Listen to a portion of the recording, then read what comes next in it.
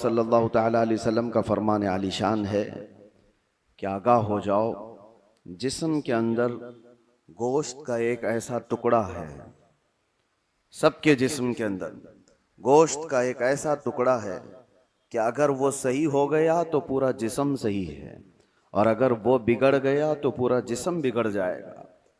वो क्या है? अला वहियल क़ल्ब। मेरे आका फरमाते हैं आगाह हो जाओ, वो दिल है, वो दिल है। दिल अगर सही रहा तो पूरा जिस्म सही रहेगा। साइंटिफिक तरीके से भी देखा जाए, जिस्मानी या हयातियात बायोलॉजी के एतबार से देखा जाए तो भी जिस्म के अंदर दिल का बड़ा मकाम है। रूहानी एतबार से भी, इस्लामी नज़रिए के एतबार से भी दिल का बड़ा मकाम है। उसको रईसुल आज़ा कहा गया है। सारे आज़ा का, हमारे सारे बॉडी के पार्ट्स का बादशाह है। उसके सही होने को मेरे आका सल्लल्लाहु ताला अलैहि वसल्लम ने इसीलिए फरमाया कि अगर वो सही हो गया तो पूरा जिस्म सही है। तुम्हारी आंखें सही काम कर रही होंगी, तुम्हारे हाथ और पैर सही काम कर रहे होंगे, तुम्हारी जुबान सही बोल रही होगी, ज़हन और दिमाग सही काम कर रहा होगा। लेकिन दिल अगर बिगड़ गया है, इसके अंदर दूसरी चीज़ें भर गई हैं, तो फिर हर चीज़ फसादी हो जाएगी। उसकी आँखों से भी, उसके हाथों पैरों से भी, उसकी ज़ुबान से भी बुराइयां ही सादिर होने लग जाएंगी।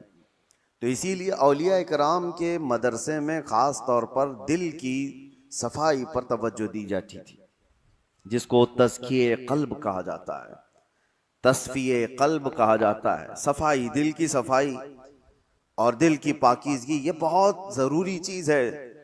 इसके बगैर आदमी के अंदर कोई चीज़ ठहरती नहीं। और दिल का मामला ऐसा है कि पल में तोला पल में माशा, कभी इधर का होता है कभी उधर का होता है। अभी कुछ और सोच रहा है, थोड़ी देर के बाद कुछ और दिल में आ रहा होता है। कल्ब कहते हैं पलटने की चीज़ को। अरबी में जो पत्ता हवा में गिरा हुआ होता है, सूखा पत्ता, और देखिए हवा में वो कितने बार इधर से उधर होता रहता है। तो इसी तरह से दिल को भी कहा गया है कि ये हवाओं की तरह, पत्ता जिस तरह से उलट पलट होता रहता है, दिल का भी मामला वही है। और दूसरी एक हदीस है, अल्लाह के रसूल सल्लल्लाहु अलैहि वसल्लम इरशाद फरमाते हैं, तुम क्या समझते हो कि दिल तुम्हारे कंट्रोल में, तुम्हारे काबू में?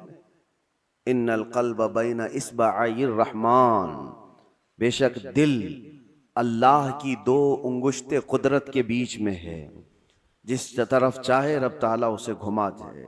इसीलिए रसूल करीम सल्लल्लाहु ताला अलैहि वसल्लम जब नमाजों में दुआ करते थे तो एक दुआ हुजूर से ये भी साबित है, हमेशा मेरे आका ये दुआ करते थे, या मुक़ल्लिबल क़ुलूबि सब्बित क़ल्बी अला दीनिक, ऐ दिलों को फेरने वाले खुदा, मेरे दिल को अपने दीन पर कायम रख।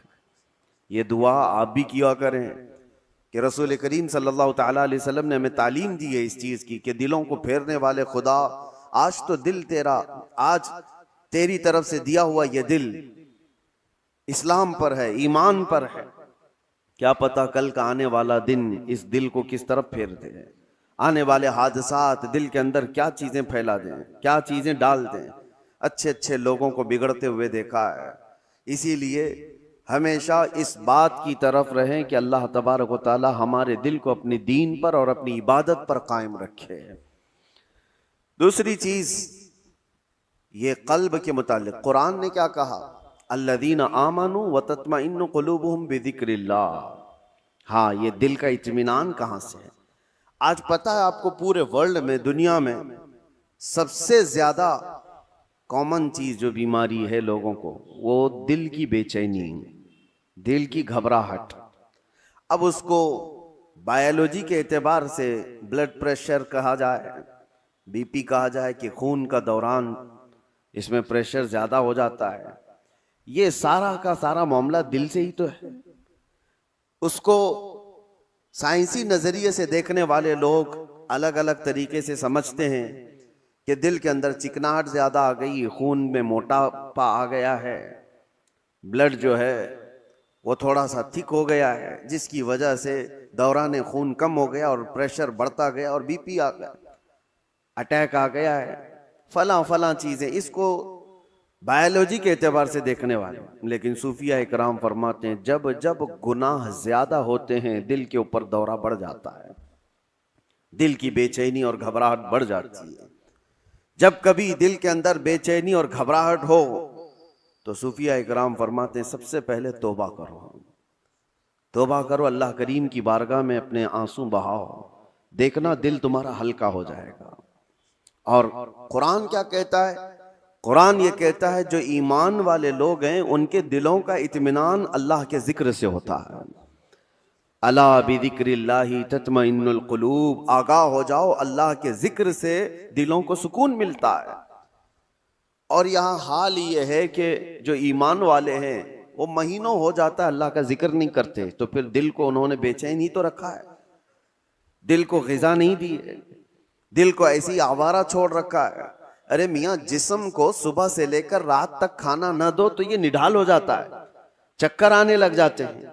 अगर 2-3 दिन खाना ना दिया जाए तो जिस्म तो खत्म ही हो जाता है। तो जब जिस्म कमजोर होता है बगैर ग़िज़ा के तो दिल भी कमजोर होता है बगैर ग़िज़ा के। और दिल की ग़िज़ा है अल्लाह का जिक्र। अल्लाह का जिक्र जब जब हो तो ये दिल को पावरफुल बनाता है, दिल के अंदर मजबूती आती है। 2 चीजें खास कर लें अपनी जिंदगी में, एक इस्तिग़फ़ार कसरत से, अस्तग़फ़िरुल्लाह रब्बी मिन कुल्ली ज़ंबि व अतूबु इलैह, बैठते उठते जिस वक्त भी हो इस्तिग़फ़ार कसरत से करो कि तौबा करना है।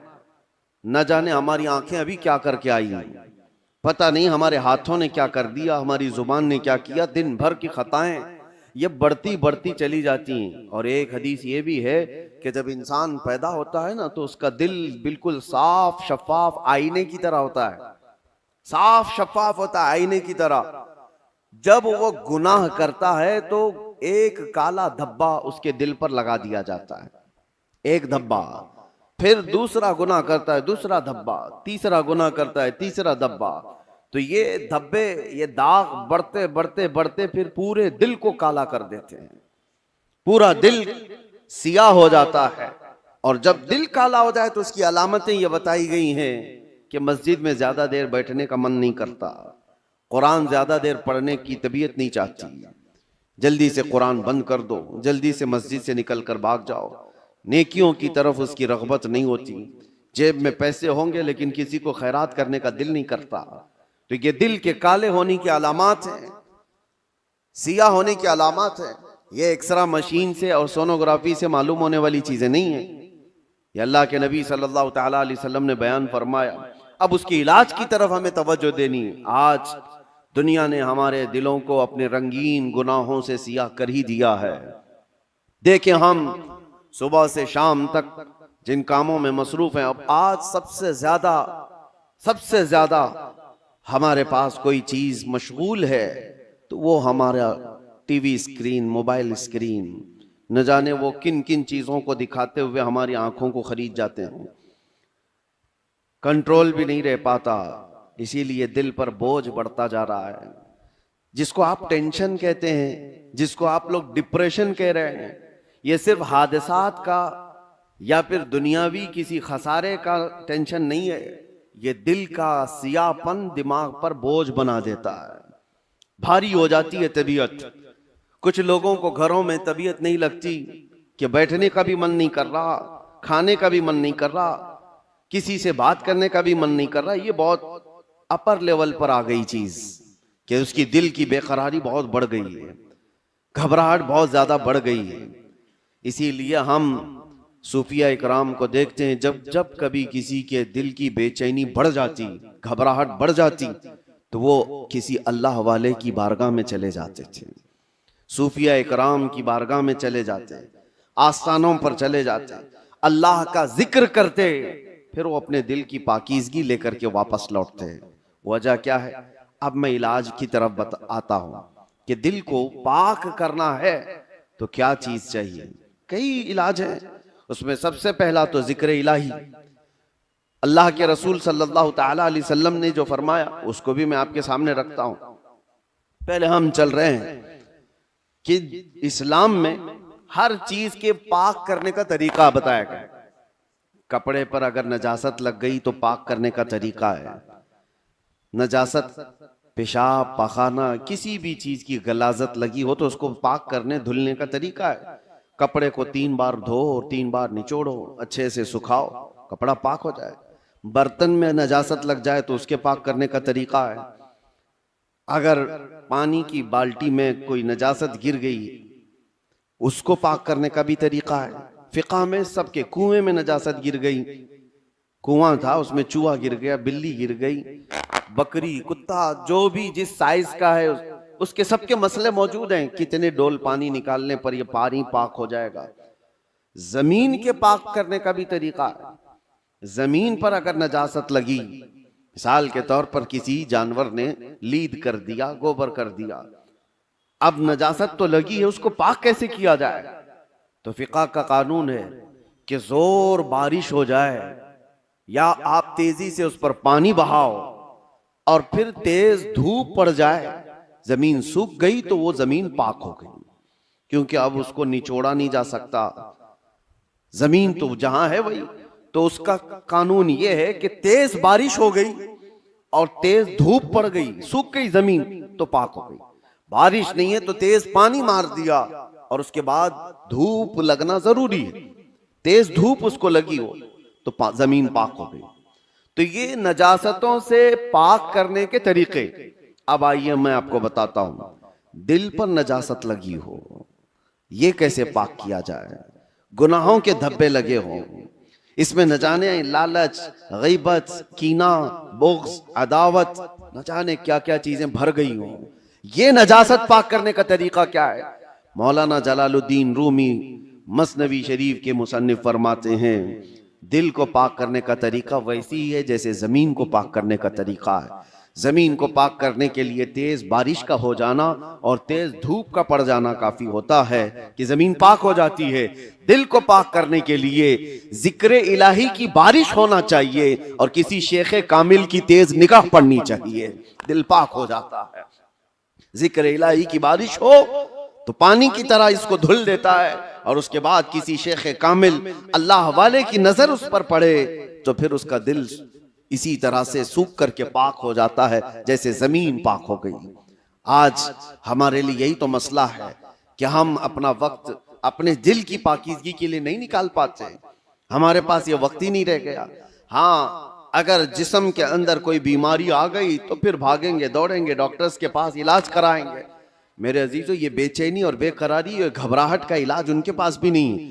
वो डॉक्टर्स ज्यादा से ज्यादा आपको नींद की गोलियां दे सकते हैं डिप्रेशन कम करने के लिए, स्ट्रेस कम करने के लिए। आप अच्छे से सो, घंटों सोते रहो, किसी को सुला देना ये डिप्रेशन का इलाज नहीं है। और कुछ तो डॉक्टर्स के पास जाकर डिप्रेशन का इलाज गोलियों से लेकर के आ गए और कुछ अपने हाथों इलाज करने के लिए सिगरेट पीने लग गए, अपने हाथों इलाज करने के लिए वो बीड़ी गुटखा खाने लग गए।